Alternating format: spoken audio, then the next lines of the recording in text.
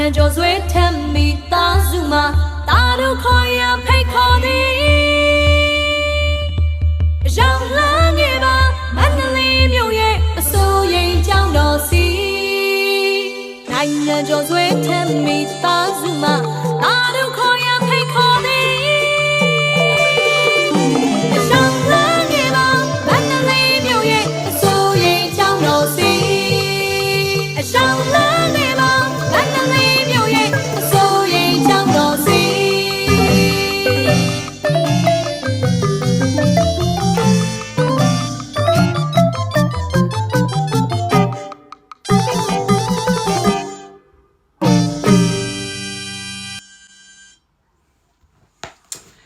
โอเคအားလုံးပဲမင်္ဂလာပါမိချိုပါဒီနေ့မှာတော့ဒီနိုင်ငံကျော်ဇွဲထက်စိန်ရွှေရတနာဆိုင်ကဒီရတနာပစ္စည်းတွေကိုဖျားထည့်ဖို့အတွက်ဖျားထဲမှာထာပနာဖို့အတွက်လုံနေတဲ့ပုံစံမျိုးနဲ့ဟုတ်တယ်မလားအကုန်လုံးအဲ့လိုမျိုးသိထားတာနော်ဟုတ်တယ်နော်ဆိုတော့ဒီနေရာမှာဒီဗီဒီယိုကိုကြည့်ပြီးတော့လူတွေတော်တော်များများအကုန်လုံးအတွေးတွေအများကြီးရှိနေမယ်ဆိုတာမိချိုယုံကြည်တယ်အကယ်၍ဒီရတနာတွေကိုကိုယ်တိုင်ပိုင်ဆိုင်ခဲ့မယ်ဆိုလို့ရှိရင်လေပြန်ပြီးတော့အသုံးချတဲ့တခြားပုံစံတွေနဲ့လှုပ်ချင်တာဘာညာလည်းရှိရပါတော့ဆိုတော့ဒီနေရာမှာเนาะမိချိုတို့ဗုဒ္ဓဘာသာဝင်တွေအနေနဲ့เนาะမိချိုခံယူထားတဲ့ဗုဒ္ဓဘာသာအကြောင်းပြောပြမယ်မိချိုသိထားတဲ့ဗုဒ္ဓဘာသာကတော့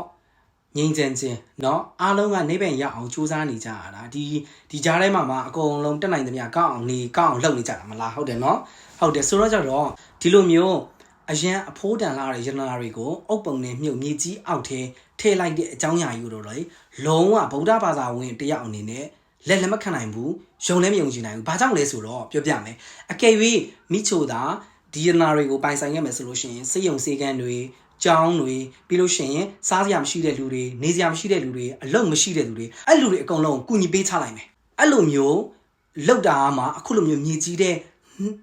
ထည့်လိုက်တာထက်ပို့ပြီးတော့အကျိုးရှိတယ်လို့ခံစားရတယ်ဒီနေရာမှာပြောစရာတခုရှိတာကဇွဲထက်မိသားစုကသူတို့တွေတခြားအလှလောက်တာတွေတခြားပုံစံမျိုးစုံနဲ့အလှလောက်ခဲ့တဲ့အကြောင်းအရာတွေလည်းမြင်ဘူးပါတယ်เนาะဒီနေရာမှာပြောချင်တဲ့အကြောင်းအရာဘာလဲဆိုလို့ရှိရင်စားဇွဲထက်မိသားစုရေအခုလိုမျိုးအုပ်ပုံထဲမှာအဖိုးတန်ရတနာတွေကိုမြင်မြုပ်မဲ့အစားဒီလိုလောက်ပါလားပြောတာမဟုတ်ဘူးเนาะဒါကသူတို့ရဲ့ပစ္စည်းသူတို့ရဲ့ပတ်စံသူတို့ကသူလောက်ချင်တာလောက်ပိုင်ခွင့်ရှိတယ်ဖြစ်ချင်တာဖြစ်ပိုင်ခွင့်ရှိတယ်เนาะဒီအကြောင်းအရာပြောတာမဟုတ်အကယ်၍မိချိုတို့သာမိချိုနဲ့အတူတူသဘောတူတဲ့လူတွေရှိလိမ့်မယ်မိချိုတို့သာဒီရနာတွေပိုင်ဆိုင်ခဲ့မှဆိုလို့ရှိရင်အခုပြောသလိုမျိုးเนาะဒီစိတ်ယုံစိတ်ကန်းတွေကြောင်းတွေเนาะနာမကျန်းဖြစ်တဲ့လူတွေအရန်ငွေကြေးလိုအပ်နေတဲ့လူတွေနေစရာမရှိတဲ့လူစားစရာမရှိတဲ့လူအလုံးကမရှိတဲ့လူတွေအဲ့လူတွေအကုန်လုံးကူညီပေးချလိုက်မယ်အဲ့ဒါမှပို့ပြီးတော့ညက်တယ်လို့ထင်တယ်အဲ့လိုမျိုးယုံကြည်ထားတယ်ချိုးတွေကဒီလိုမျိုးဖျားအောက်ထဲမှာအဖိုးတန်ရတနာတွေကိုထာပနာလိုက်ပြီဆိုလို့ရှိရင်ဒီဖျားကြီးကပို့ပြီးတော့တကိုးကြီးသွားတာမျိုးပြီးလို့ရှိရင်ကိုလူတဲ့အကျိုးကြီးကပို့ပြီးတော့ညက်သွားတာမျိုးအဲ့လိုမျိုးယုံကြည်ထားတဲ့သူတွေလည်းရှိမှာပေါ့နော်မိချိုတော့အဲ့လိုမျိုးမယုံကြည်ဘူးမိချိုတော့မြန်မာနိုင်ငံမှာလူအမျိုးမျိုးရှိတယ်ဖြတ်တန်းလာတဲ့ပုံစံတွေလည်းမတူဘူးဖြတ်တန်းနေကြတဲ့ပုံစံလည်းမတူဆိုတော့